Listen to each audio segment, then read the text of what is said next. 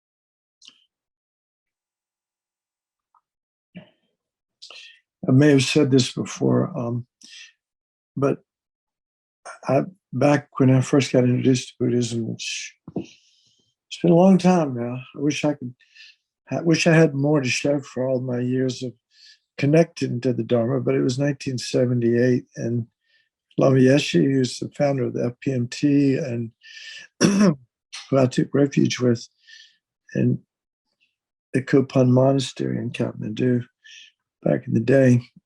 And one of the talks he gave, he made a strong imprint on my mind about how important the motivation is for practice. He said it's if you're gonna practice for an hour,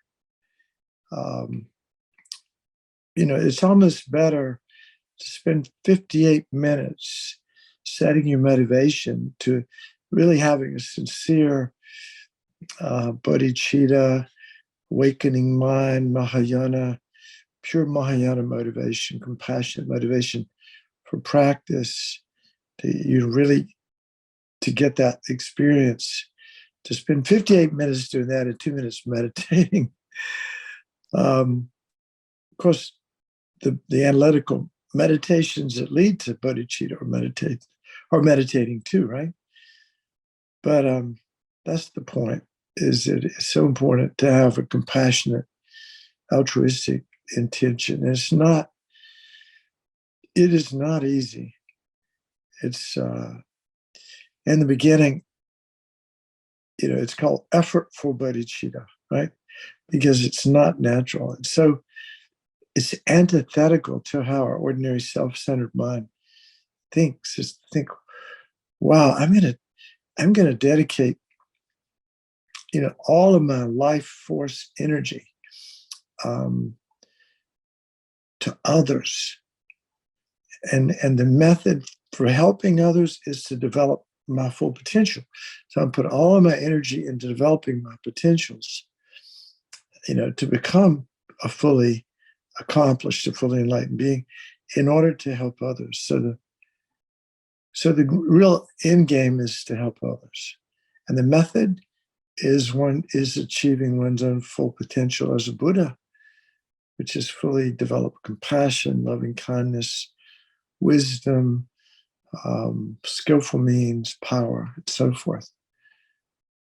Not easy, even to to even think about it, but there are a series of meditations that we could do, but we won't do tonight. But they're, where we,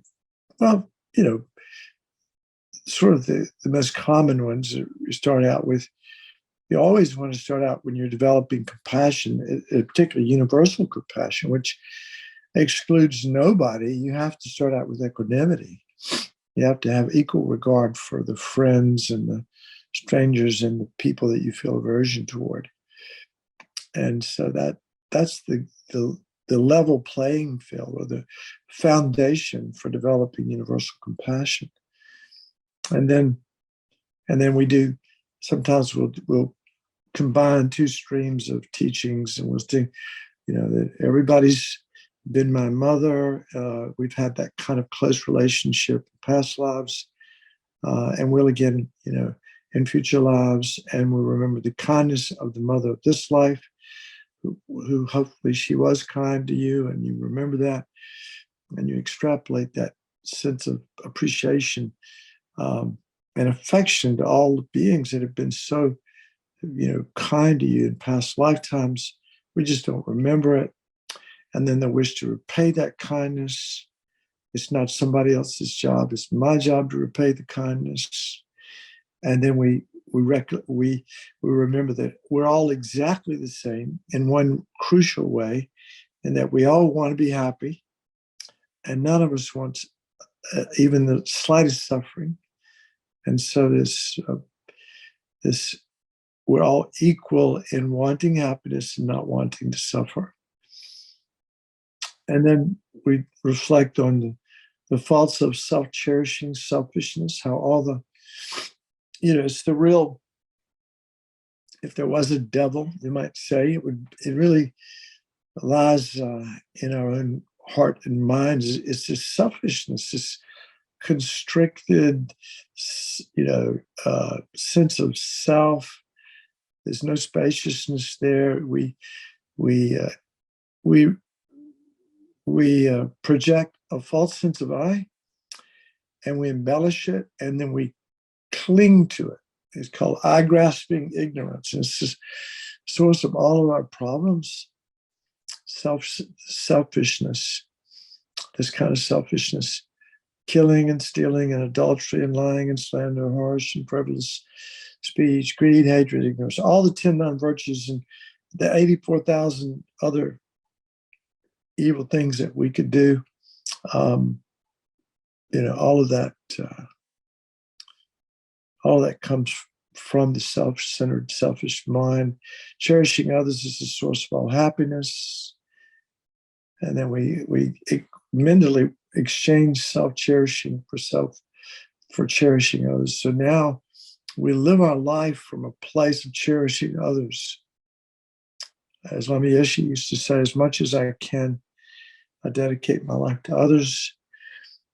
And then we work our way down. If you had time, we could do Tonglen, but we won't do that today. But we can do that another time.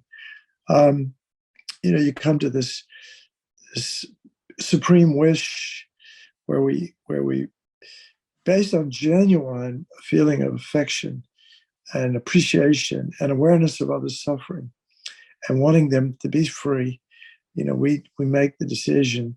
The bodhisattvas as Bob Thurman calls it, the messianic vow, but it's basically we vow to achieve full enlightenment in order to liberate every single sentient being throughout all space and time from whatever confusion they're experiencing now, and guiding them to supreme enlightenment.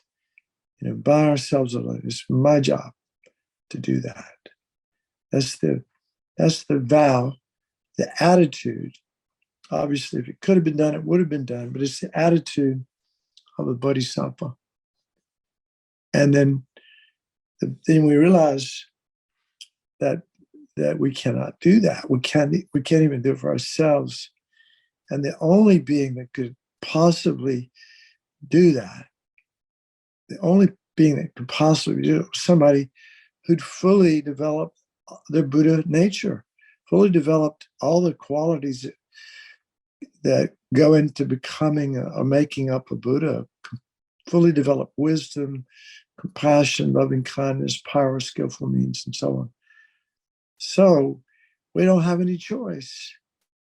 If we sincerely want to guide others from suffering to supreme enlightenment, we have to become a Buddha. That's our job.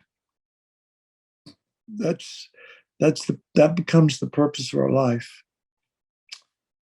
And so that's bodhicitta. That's that feeling.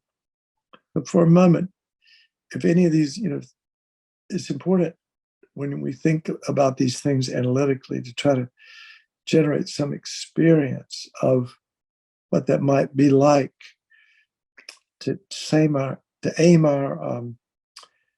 have our spiritual aim to be a fully enlightened being in order to help others, what that might feel like, and just reflect on that. And if you get to gain some experience of those words, stop the thinking and just hold on to that feeling, that felt sense of what those words mean. Like I must become enlightened. I must become a Buddha in order to benefit all sentient beings.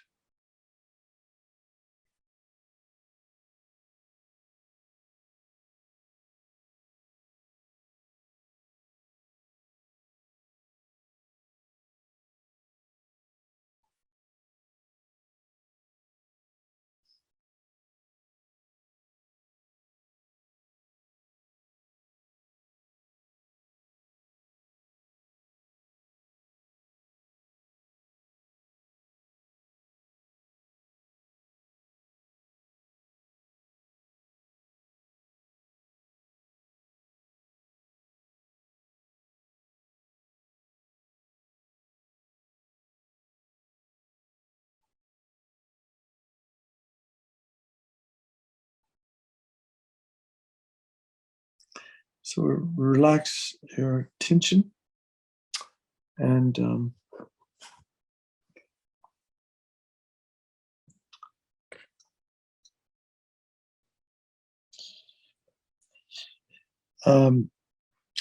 so good evening. It's Sunday you guys are all in mountain time for the most part, right? Yeah. So, we're Eastern time over here. It's kind of it's a holy day for some, I really, most of us had some, at least I did. I was raised Presbyterian, and I still have great regard for, this person who we think lived, 2,000 years ago or more than that now. Jesus, very similar. He and Buddha were on the same path, obviously, just using different words to get to the same place, I think. So it's kind of a holy day for a lot of people. So I've I've had a couple of times I've tuned into Venerable Rabina's classes when she's taught this course. I don't know if you call it a course, but this series of teachings on Sunday nights. We talk about uh, becoming your own therapist. And one of the things usually what she does is she just shuts up. Now, of course, there are a lot of people out there. It's probably, when she teaches, it might be like 50 or maybe 100, I don't know. But she wants to, she says, okay, let's just go from where you are. What's on your mind? What's on your plate? What problems are you dealing with in your life that are relevant to this conversation of becoming your own therapist? So I used to have there was a Zen teacher that I spent quite a bit of time with. Her name is, some of you may know her name is Sherry Huber. And she's sort of based out of California, but she's a wonderful teacher. And that's kind of the Zen style. Is when we would do a session, we'd sit there for 30. You'd sit there for maybe 25 minutes, and you'd walk for 5 minutes. You do that a couple of times, and then there would be a Dharma talk, but it really wasn't a Dharma talk. It was, okay, what do you want to talk about? That's how she would start it off. And people would have whatever questions that they had about their practice, or, whatever topic was on their mind would be where she would take off from, because obviously people are interested in having their questions answered. So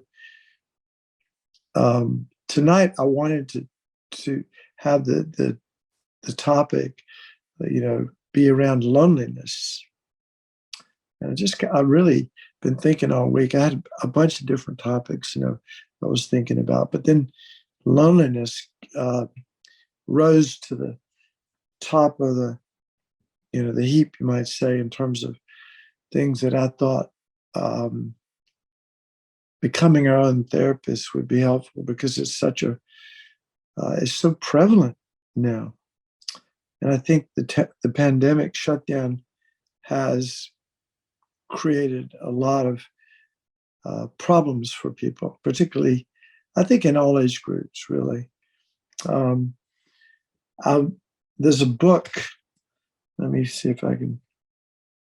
Sorry to do this, but there's a book, an Audible book that I am listening to. I heard about it just about a month or so ago in the New York Times. They had a little piece on it. It's called "The Good Life" by Robert Waldinger and Mark Schultz. And one's a psychiatrist, one's a physician. But anyway, it was based on a 87-year and still running Harvard prospective study that has to do with just looking at like people's lives, and then trying to not just to find out what doesn't work, but also find out what does work. And one of the things, the take-home message, and it was all written up in one page on the New York, like I said, in the Wall Street Journal a month or two ago. But the take-home message was that when you look at health and well-being, the thing that is most predictive of good health and mental well-being are relationships. Good relationships, obviously, not just, not bad relationships, but good ones that are nurturing. And I thought, for a long time in Buddhism, you hear stories about people like Milarepa who went off by himself and practiced and was able to become a fully enlightened. And he preferred the solitary life. I think he was an extraordinary being. I think most of us, we're very relationally oriented. We're back, our ancestors, they stuck together because, hey, somebody had to keep watch to look out for the saber-toothed tigers or whatever carnivore might be out there that was going to eat us.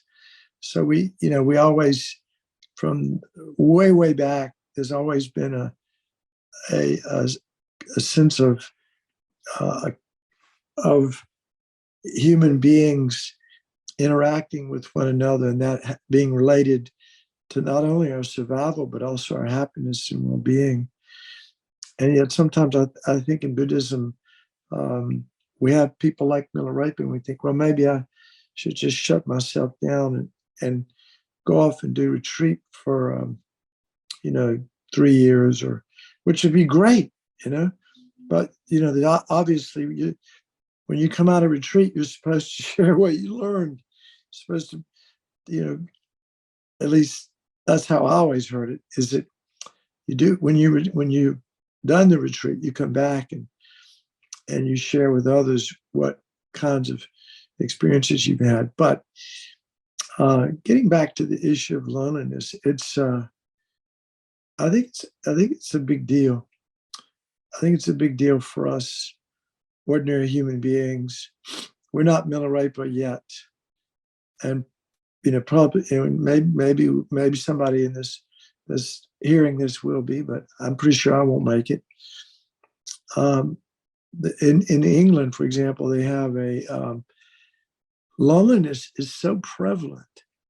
I think they said something like, it might be 3/4 or 4/5, but it's a huge number of particularly older individuals experience loneliness, so much to the degree that they've created a ministry of loneliness.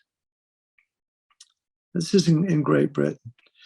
And in this book that I'm listening to it on Audible books for the second time now, and I just, it was in our culture right now, the prevalence of loneliness is more pronounced in the group. I think they said between ages 16 to 24 or 25. And it seems like, how could that be? But I think electronic media have hijacked literally, millions of people. And I mean, in 2018, and going back a couple of years before that, the average person was spending 11 hours a day engaged in electronic media. That's television, cell phones, computers, you name it. And that's not nurturing. That's not healthy. And what do you think the Dharma has to say about loneliness? Anybody want to chime in here? I'd like to hear some input from out I'm there. guessing that it's probably a defect of the mind. That it's something, it's being attached to something. To what? Being attached to what? People. Yeah. Well, so I think, I think that loneliness, when we unpack that, it really does, it does feel like we want something that we don't have. We want to be with others, usually. We want to be with others, and maybe we're pretty attached to that. And then that creates problems for our mind and our heart. And yet we are, social animals. And we do at some level, until we've evolved to the point where we have such a rich inner life, that we don't need others, then we do need others. And when we talk about the Buddha, the Dharma, and the Sangha are huge. There's no enlightenment without the Sangha. We need it. We need each other. We need a spiritual community that supports us. We need the ultimate Sangha are those beings that have fully direct intuitive insight into emptiness. But the ordinary Sangha, the people that we make up our spiritual community, are crucial for our spiritual evolution, for that to go well. And I made this comment at Kadampa Center recently that right now people started coming back. Most people, some people still wear masks, but vast majority of people are maskless. So you can see smiles again, and you can see full faces, and you can connect with people again, and that's really nice. But it also, in my mind, it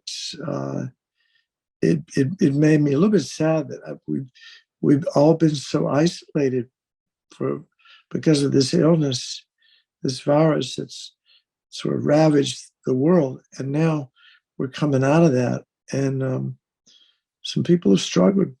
Young, right amongst, I think like 1 in 10 adolescent girls, particularly, have attempted suicide. This is a number I've heard, and more than that, obviously, thought about it. And it has something to do. Don't think it's the virus. I think it has something to do with the fact that we have, as human beings, we've isolated ourselves. That's such a rich source of our relationships. Good relationships really are helpful for our heart. And then of course, the Dharma, our teachers say, look, we need others. We can't develop compassion without others, right? We have to see others suffering before we can develop compassion. We can develop compassion for ourselves too, but generally we develop all the 6 bodhisattva perfections are done or somehow in relation to others. Not all of them, but for example, generosity and ethics and practicing patience. Those are obviously done in relation to others. So, any other thoughts about loneliness and what maybe a Buddha Dharma, the Buddha might have to say about that? I would imagine that there's also the Buddha would also say that there's a karmic connection to it. It's what we have created for ourselves by our own past actions, in addition to whatever aspect is there because of self-grasping and self-cherishing.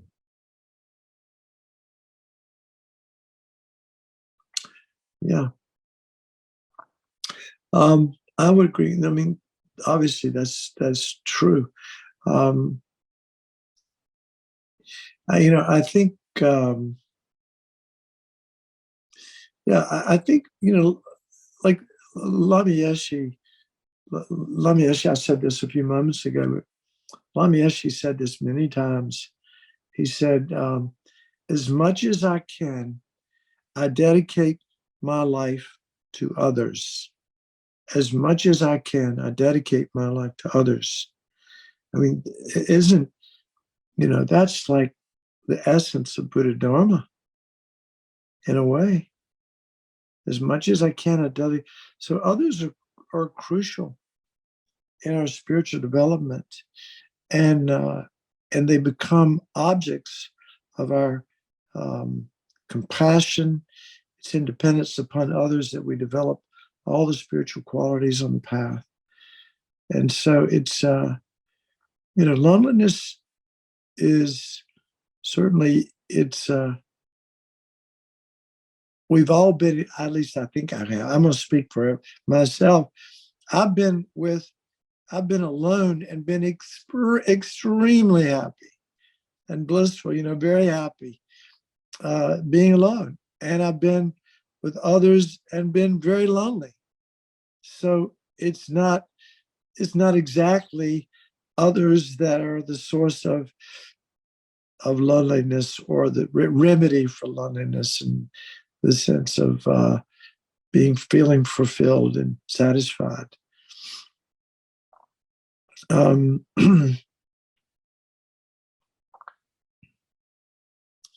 Yeah, I think that the getting back to the notion of a spiritual community and sangha, the one thing that Milarepa used to long for was to see his Vajra brothers and sisters. Now, anybody know what a Vajra brother and sister is? So a Vajra brother or sister would be somebody who, you've taken the tantric initiation and, from the same guru, and maybe at the same time. And so those would be your Vajra brothers and sisters. And you have a special connection, karmic connection with those people. And so even the holy beings rely to a large extent. They enjoy their relationships. First time I ever, like I said, I met Lama Yeshe and Lama Zopa Rinpoche in 1978 at the Kopan course, and they had visitor after. First, Lama Zopa came. It was a 1 month course. Lama Zopa came, and then 2 weeks into the course, Lama Yeshe comes, and in the middle of the night, because I was sleeping in a tent on the ground, not too far from where the main. It was at that time it was an old building, but it was the Gampa, and they were upstairs, and there were no windows on the. There were anyway. The windows there were wide open, and you could just hear peals of laughter coming out of Lama Yeshe's room and Lama Zopa, and they had friends coming in from all over that hadn't seen Lama Yeshe because he'd been gone for a while, and he had like a nonstop line of people coming in to visit him and say hi and catch up. And he thoroughly enjoyed those relationships. I know he did. So I think friendships and relationships need to be nurtured too, don't they? They don't just, I mean, how many people do we know that were our great friends 30, 40 years ago or whatever? We grew up with people that we don't even know where they live now. If we saw them, we wouldn't recognize them. They've changed so much and we've changed so much. It's just, relationships are, important. Quality relationships are important. And I think the ideal relationship as a Buddhist would be someone who would not, who supports our Dharma practice. Obviously, it would be very difficult to be with somebody who is trying to undermine your spiritual relationship with the Dharma. And then I think also, again, both of you that have spoken, I think we can bring it back to our own mind. in a real sense. Um,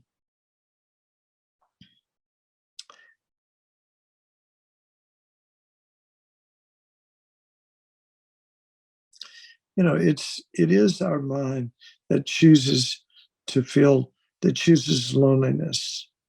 We could choose joy, we could choose compassion, we could choose things that are beneficial to our mind. But it's this karmic habit, which it is built into our DNA at some level, and we have to really work to not give in to that impulse, to feel sorry for ourselves. And I think the Dharma is a fantastic tool to develop our inner qualities, those inner qualities that make us resilient in times when we are alone, when we're challenged, not only by being alone, by whatever situation might arise. The Dharma has so many tools, from the Lojong thought transformation trainings and so on. All of those are helpful. So we've all experienced loneliness, right? So what Dharma tools have, if you choose, I mean, I'd like for people to speak up. What kind of Dharma tools have you been able to access? Or sometimes I liken it to a medicine cabinet. There's this medicine cabinet of all these Dharma medicines that, there's emptiness and compassion and permanence and bodhicitta and so on and so forth. There's all this stuff that we can access, mindfulness. What Dharma tools have been helpful to you when you've experienced loneliness?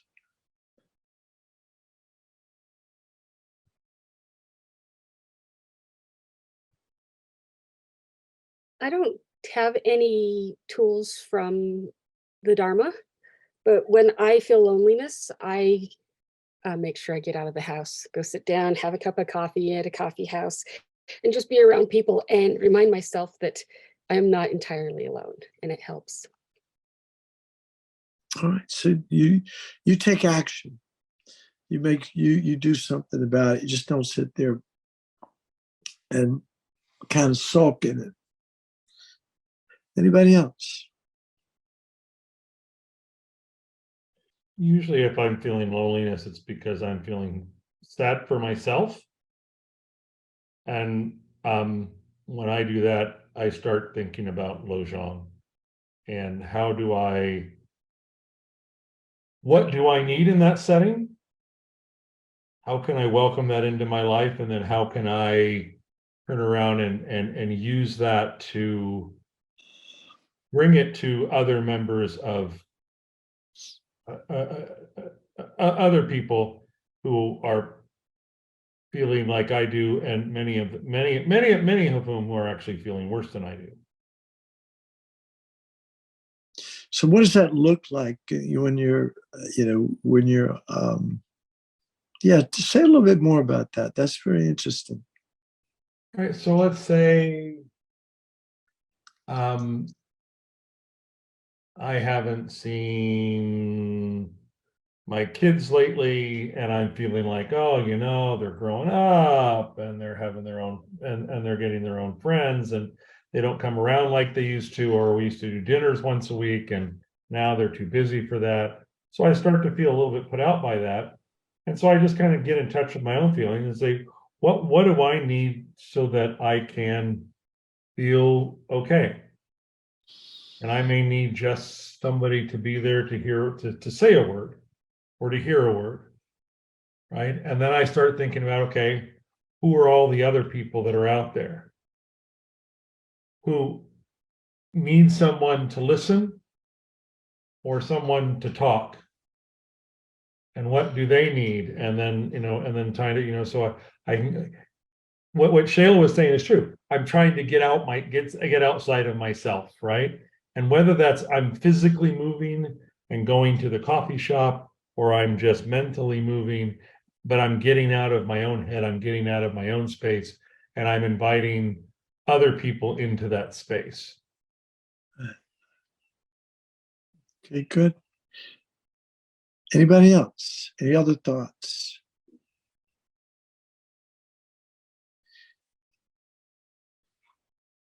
So I had I had an experience a couple of days ago, and obviously mindfulness plays a big part in this, doesn't it? I mean, just being aware that we're feeling lonely. I mean, initially, what arises is sort of this heaviness. The heart, loneliness is sort of is uncomfortable.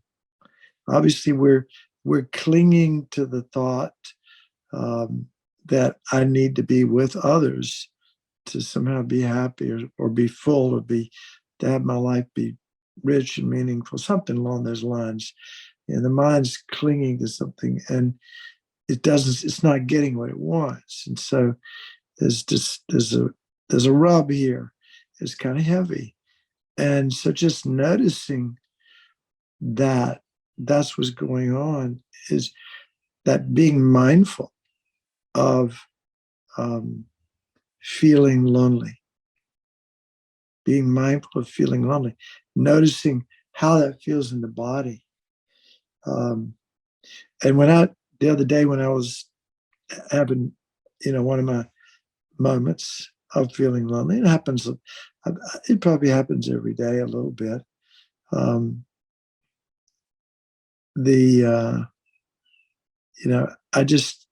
remember I thought, okay, this is a thought, this is a thought complex, lack of a better term. And I just said, okay, I'm feeling lonely. I was just noting that, feeling lonely, because it's impermanent. I know it's impermanent. So you might say I reached into my Dharma medicine cabinet and I used my you might say my whatever mindfulness I have, I recognize what was going on, what was underneath that, and then I also recognize that it's impermanent. And so I just, without pushing it away, I really opened to the experience of feeling lonely, and I just lightly noted that for maybe it wasn't even a minute, and it was gone. It just disappeared. It just completely opened to the experience, and it disappeared. And I thought that's a good lesson for me to chalk up. Another, there's a I don't know if has Thupten Pindi done any classes through this with you guys. His name is Jim Doherty. He was a monk for 21 years, I guess, something like that. No, not as of yet. Pardon? Not yet. Nothing. Yeah, he was a monk. He, and he used to come to Kadampa Center in the early days, and I would invite him he was living different places, California. He's from Chicago, but anyway, he would come and teach. And I remember asking him one time, I said, "What is like the most helpful thing in the Dharma for you when you're struggling with some issue?" And he said he likes, like, for example, if he's having, in this case, loneliness, feeling lonely, would be to to pause for a moment. I mean, obviously, to let it sink in that that's what's going on, and then to think of all the people in the world, all the sentient beings. Could even be animals, right? But all the living beings that are feeling lonely now. You can just think of human beings for that are experiencing loneliness and maybe even a little fear tacked onto that, a little sadness. and a little confusion. So many things that travel along with feeling lonely. And just think of all the people that are experiencing that right now. You might try this right as I'm speaking. You might reflect on these words as I say it. Just think of all the people right this minute. In your communities, in our country, in our world, that are experiencing feeling lonely and sad. And imagine that you could actually take on. So this is what he said. He said, I imagine that I'd take on all of this loneliness from all of these living beings, and I'd take it into my heart I breathe it in like Tonglen. I breathe in all of your loneliness arises in the form of dark smoke, you might think of like that, something heavy, dark. And I breathe it in and it into my heart, and it destroys my self-cherishing, selfish attitude. And then, of course, you imagine your body's full of light, and then you breathe, and then practice breathing out, happiness and freedom from loneliness and relationships that work, and fearlessness and happiness, and not sadness, but happiness. And you imagine that all of these beings that were experiencing the sadness associated with loneliness are now experiencing its opposite. And you just practice Tonglen, taking on their side. The very thing that's bothering me is also affecting infinite number of other sentient beings. And I'm going to take it into my heart to destroy my selfish, self-cherishing attitude.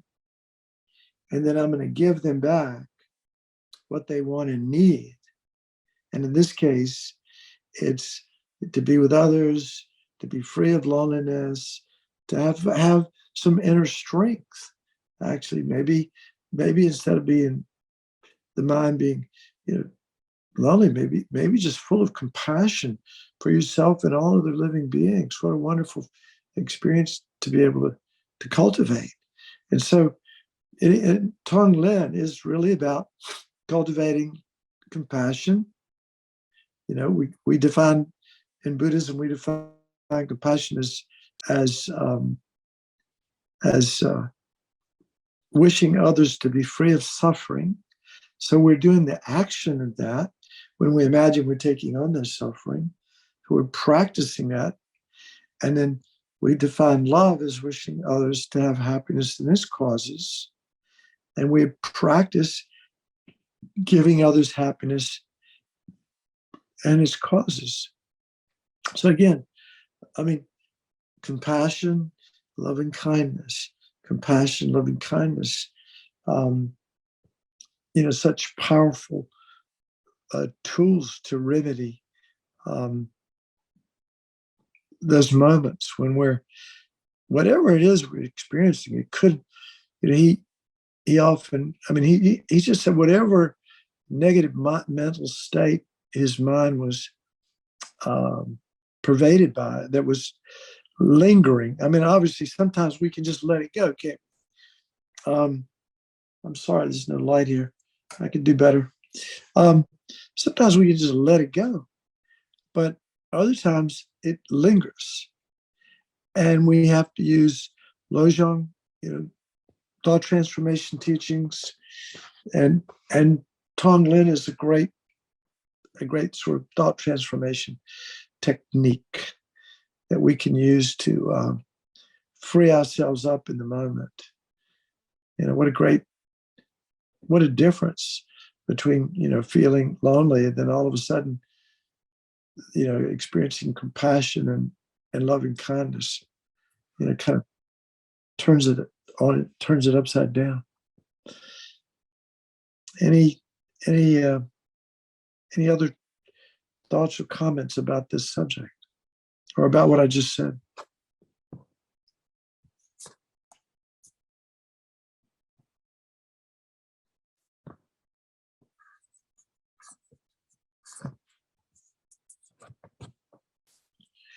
Those of you who have a strong relationship with the teacher, and it's a big, in Tibetan Buddhism, it's kind of a big deal. It really is a big deal. If you're lucky enough to have met, a holy being, somebody who like literally has stole your heart, or as maybe given you your heart. Maybe that's a better way to say it. Giving you access to your heart of hearts. That's what a real guru is. A lama, a real somebody who touches your heart like that. And so it's, if we can practice where our mind is never separated from our guru, that that is, our guru always is in our heart.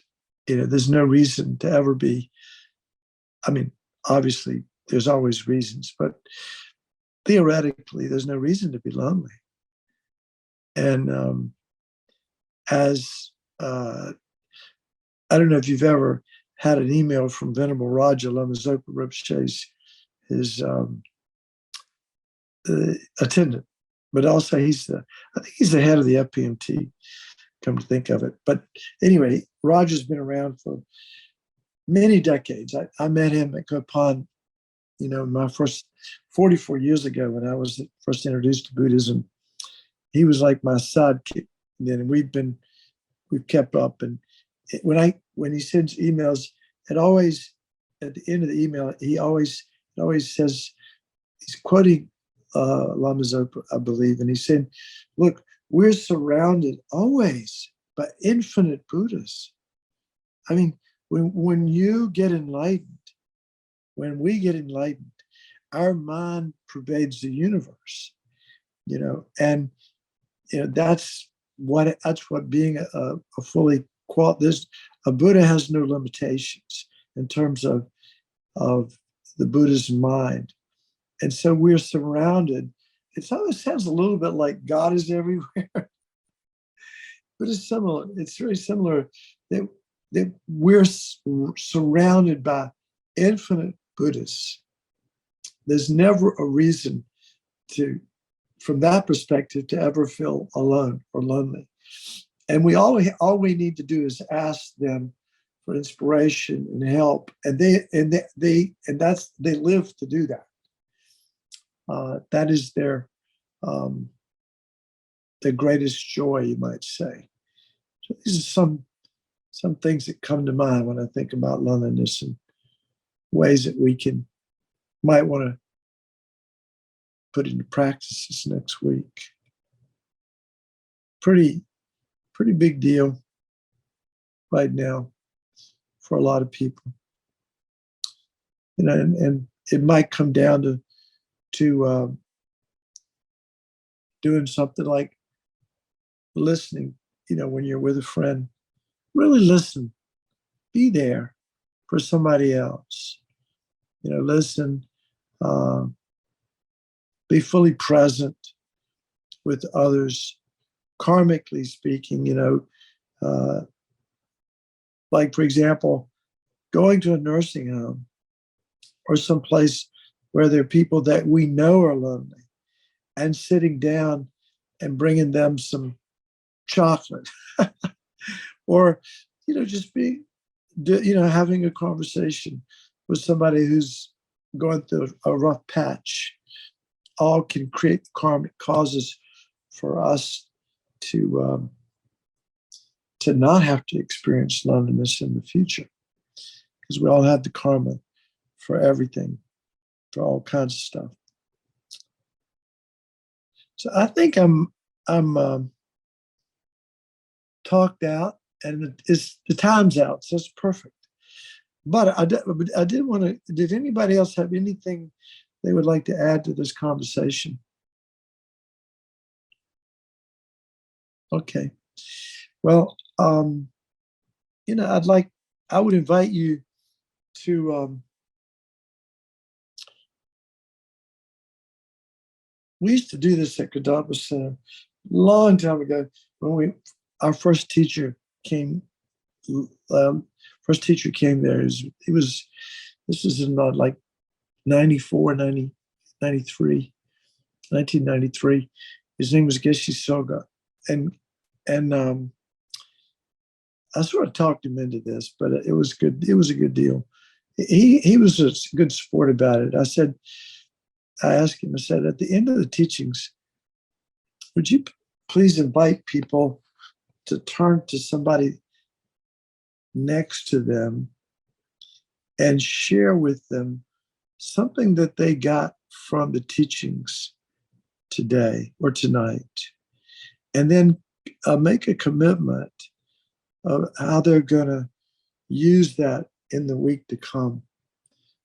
Because our words are so powerful, our intentions are very powerful, and so we did that. We did that for the longest time.